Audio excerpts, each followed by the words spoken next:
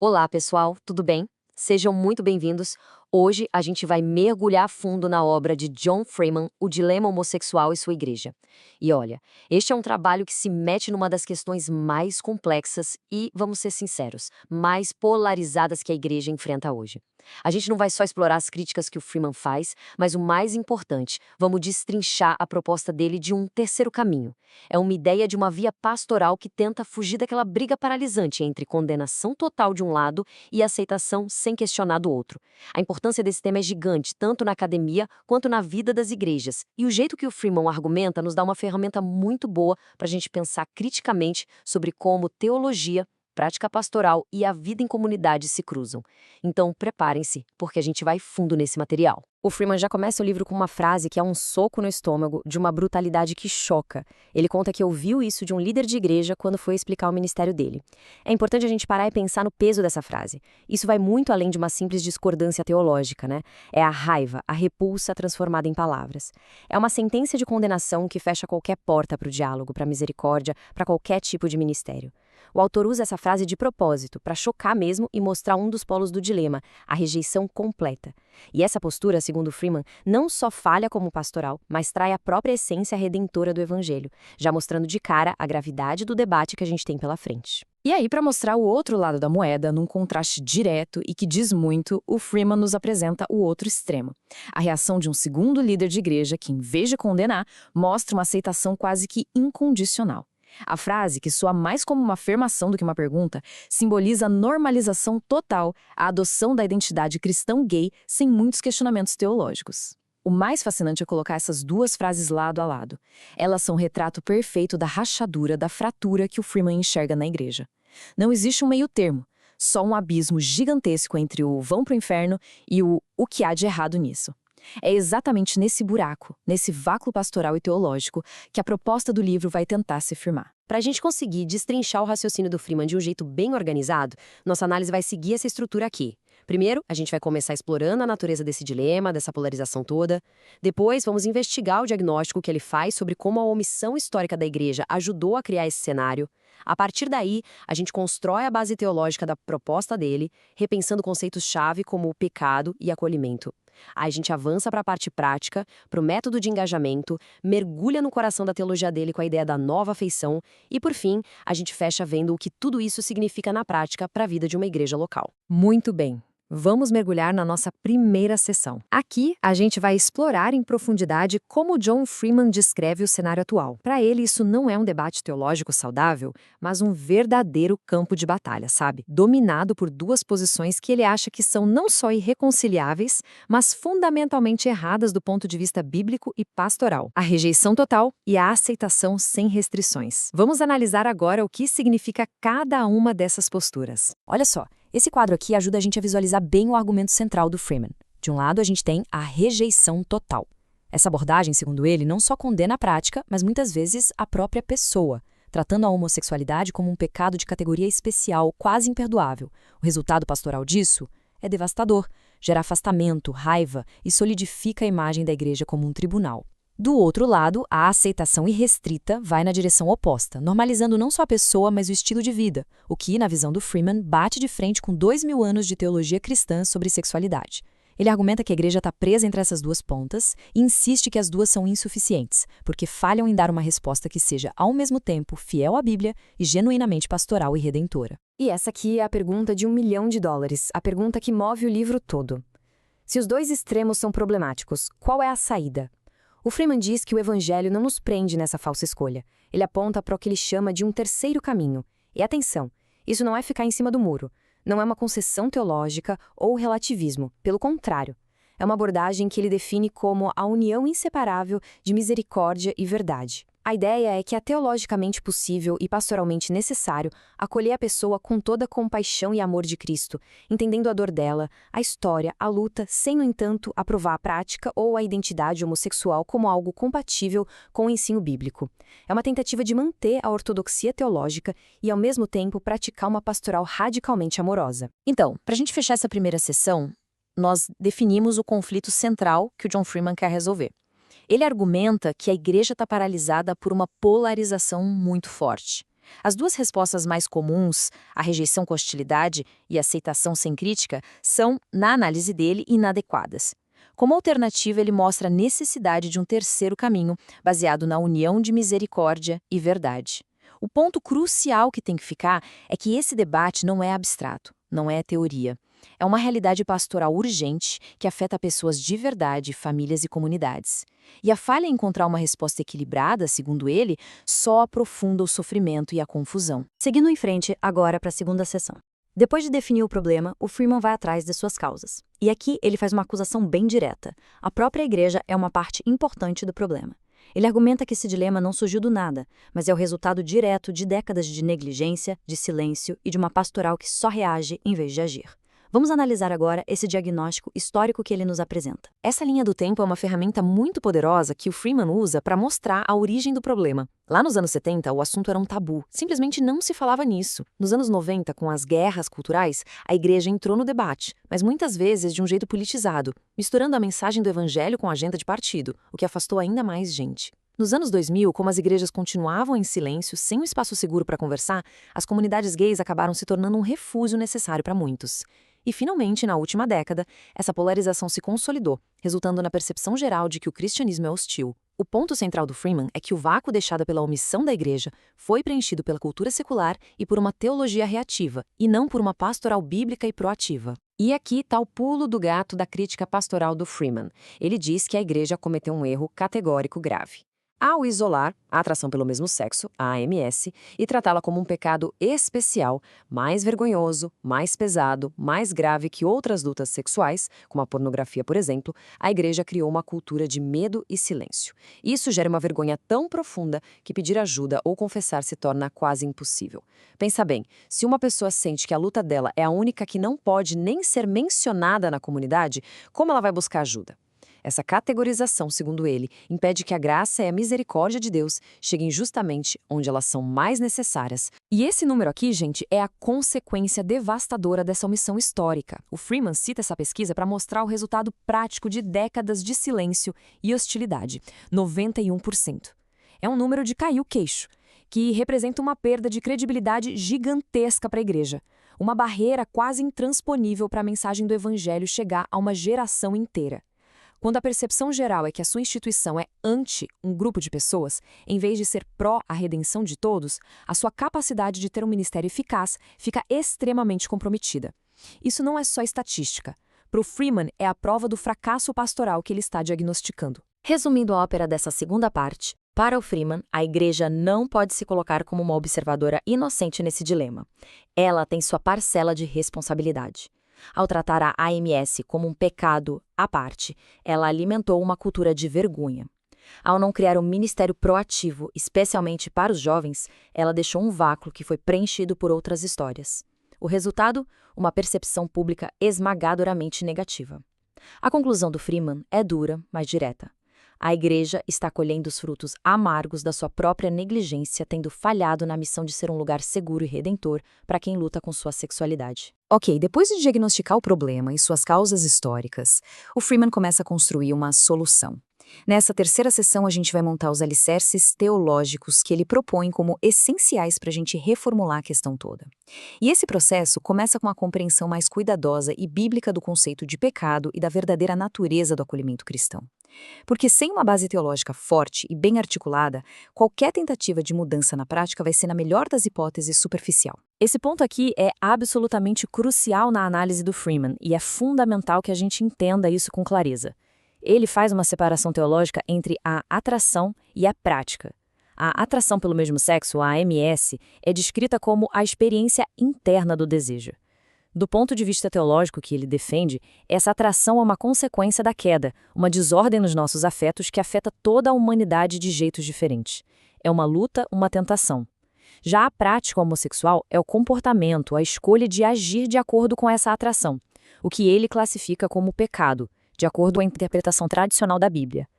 Essa distinção permite que a igreja acolha a pessoa que luta com a atração, sem, no entanto, aprovar o comportamento.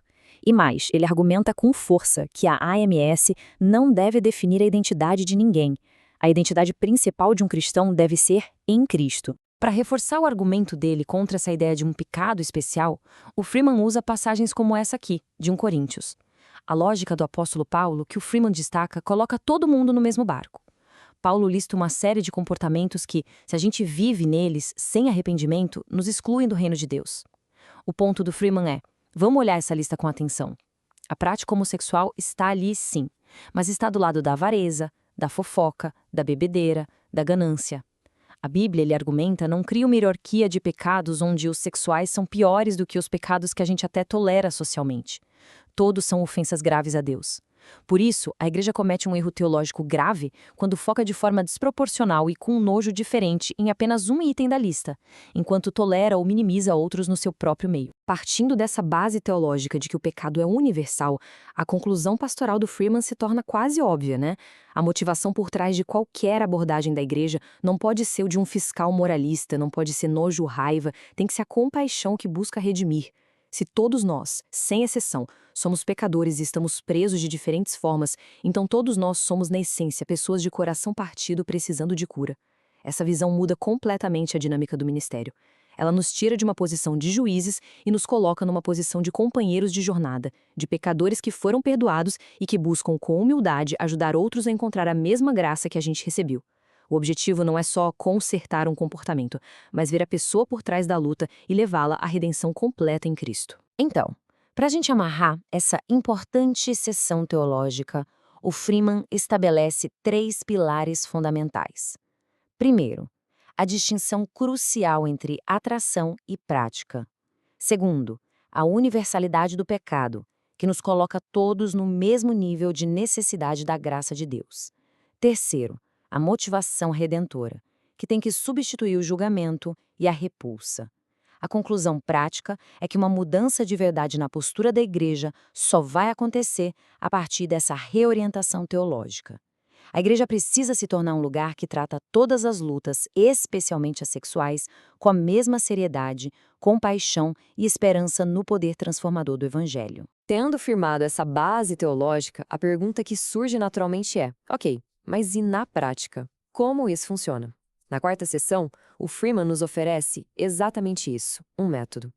Ele detalha um processo de 4 passos, 4 pilares práticos para um engajamento pastoral que seja, nas palavras dele, amoroso, redentor e que reflita de verdade o caráter de Cristo. Vamos examinar cada um desses pilares com calma. Estes 4 pilares formam um processo que faz todo sentido e é profundamente relacional. O ponto de partida, e isso é radical na nossa cultura de falar sem parar, não é falar, mas ouvir pacientemente. O objetivo é se desarmar para entender a história, a dor, a perspectiva da outra pessoa. Só depois de ouvir vem o segundo passo: arrepender-se pessoalmente. Isso garante a postura certa. Eu não me aproximo como um juiz superior, mas como um companheiro pecador, super consciente da minha própria necessidade de graça.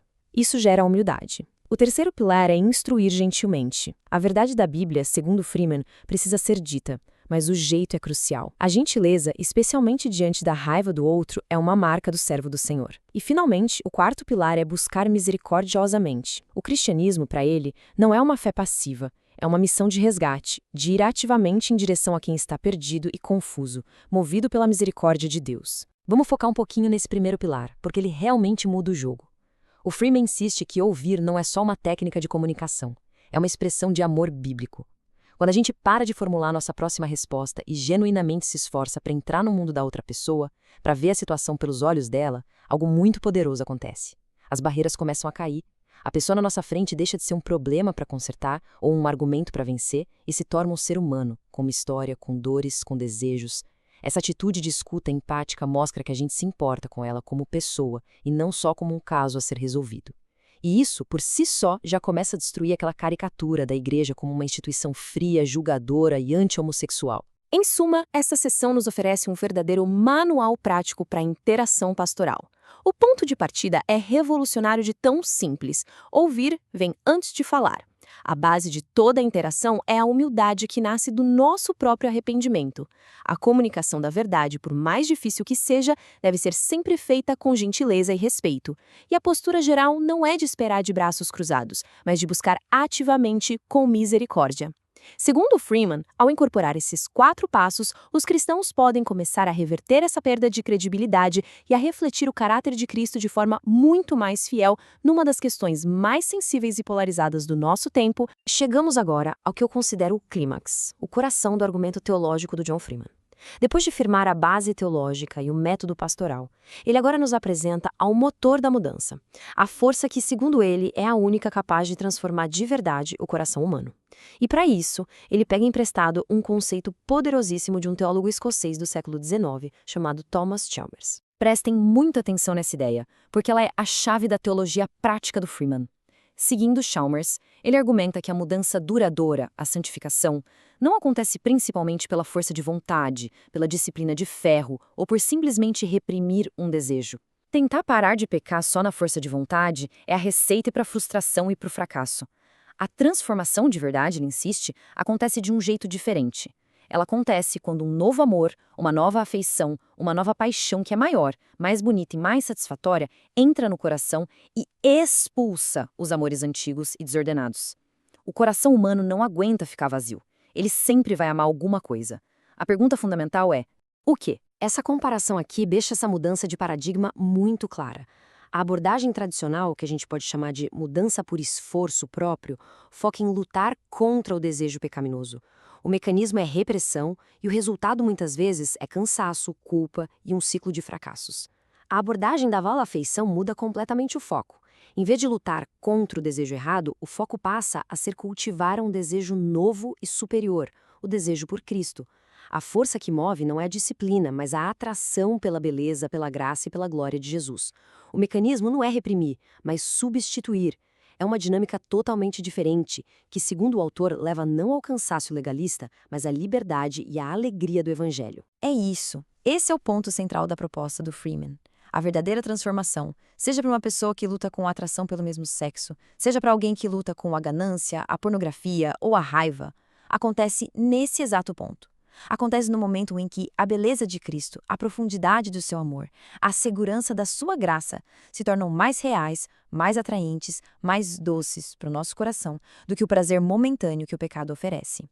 A tarefa pastoral, portanto, não é só dizer não faça isso, mas, principalmente, apresentar um Cristo tão glorioso que o apelo do pecado comece a perder sua força e seu brilho em comparação. Para fechar esta sessão central, o princípio que a gente precisa guardar é este: a santificação não acontece num vácuo. Um desejo só é vencido de verdade quando é substituído por um desejo mais forte e mais bonito. A mudança do coração não é um exercício de força de vontade, mas um reordenamento dos nossos amores. E o ponto crucial que o Freeman repete é que este princípio é universal. Ele se aplica a toda e qualquer luta contra o pecado, o que, mais uma vez, coloca a luta com a AMS dentro da experiência humana universal de santificação, e não como uma categoria isolada e sem esperança. Finalmente, na nossa última sessão, vamos explorar as consequências práticas de tudo que a gente discutiu. Se uma igreja adota a teologia da universalidade do pecado, a metodologia pastoral dos 4 pilares, e se ela entende que a mudança acontece pelo poder de uma nova afeição, como isso transforma na prática o seu dia a dia? O Freeman argumenta que a mudança é radical, movendo a comunidade de um lugar de julgamento para um de acolhimento e resgate ativo. O autor descreve aqui uma igreja que é proativa, não reativa. A mudança começa no púlpito, com líderes que dão mensagens claras e repetidas de que a igreja é um lugar seguro para confessar as lutas mais profundas. Mas não para aí. Uma igreja redentora cria estruturas de apoio concretas, como grupos específicos de integridade sexual. Ela investe pesado no treinamento dos seus líderes de jovens, para eles não ficarem sem palavras ou reagirem com pânico quando um adolescente confessar uma luta. Uma característica-chave é o fim da ingenuidade. A liderança para de fingir que seus membros são perfeitos e admite abertamente a realidade e a gravidade das lutas sexuais. E, o mais importante, ela entende que a santificação é um esporte de equipe.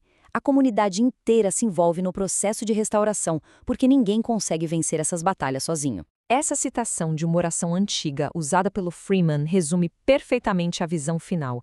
Ela resume a dinâmica da nova afeição de um jeito poético e teologicamente profundo. A luta contra o pecado não é só um projeto de demolição, de superá-lo. É fundamentalmente um projeto de construção. É convidar Cristo para morar no espaço que o pecado ocupava antes. A Igreja Redentora é aquela que entende isso na sua essência. Ela não só diz aos seus membros, parem de pecar, mas de forma muito mais poderosa e eficaz, ela aponta para Cristo como uma nova e maior afeição que pode de verdade preencher, satisfazer e transformar o coração humano. Em resumo, a visão do Freeman para a igreja é transformadora. A mudança teológica não pode ficar só no campo das ideias, ela tem que resultar numa mudança radical na prática. A palavra-chave é intencionalidade. Criar programas, treinar líderes, comunicar acolhimento de forma proativa. A maturidade da liderança se mede pela sua capacidade de abandonar a ingenuidade e encarar de frente as lutas reais das pessoas. No fim das contas, a visão é de uma igreja que deixa de ser um clube de santos ou um tribunal moral e se torna o que ele acredita que ela foi chamada para ser, um hospital para pecadores, uma comunidade de resgate equipada com a teologia e as ferramentas práticas para aplicar o poder redentor do Evangelho às feridas mais profundas da sexualidade humana. Chegamos ao final da nossa análise da obra de John Freeman. A gente percorreu um caminho bem detalhado, desde o diagnóstico do dilema polarizado até a visão de uma igreja redentora. Agora, vamos só recapitular os pontos centrais do argumento dele e concluir com algumas perguntas para a gente aprofundar a nossa reflexão sobre este tema tão complexo e relevante. Como a gente viu, o autor constrói o argumento dele de forma muito sistemática, muito coesa. Ele parte de um diagnóstico claro do problema, a polarização, identifica a causa na omissão histórica da igreja, propõe uma nova base teológica que coloca todo mundo no mesmo barco do pecado, oferece um método pastoral prático em 4 pilares, apresenta o motor da mudança, a solução teológica, com o conceito da nova afeição, e, finalmente, projeta uma visão do que a igreja pode se tornar, um agente intencional de resgate. É uma construção lógica e com foco pastoral do começo ao fim. E eu gostaria de encerrar com esta pergunta para a nossa reflexão, para a gente levar para casa. A proposta do Freeman vem de um quadro teológico conservador e a gente pode concordar ou não com todas as ideias dele. Mas a questão que fica é, independentemente da concordância doutrinária, que elementos da abordagem dele poderiam ser úteis para nós no contexto brasileiro? Vamos pensar na ênfase radical em ouvir com paciência, na necessidade de humildade e arrependimento da própria igreja, na comunicação gentil da verdade, ou na ideia de que a compaixão tem que ser nossa principal motivação. Como esses princípios, se fossem aplicados, poderiam ajudar a construir pontes e a humanizar um debate que, no nosso próprio contexto, é tão polarizado e destrutivo? Essa pergunta não tem uma resposta única, mas serve para estimular o nosso pensamento crítico e a busca por caminhos mais construtivos. Agradeço a atenção de todos,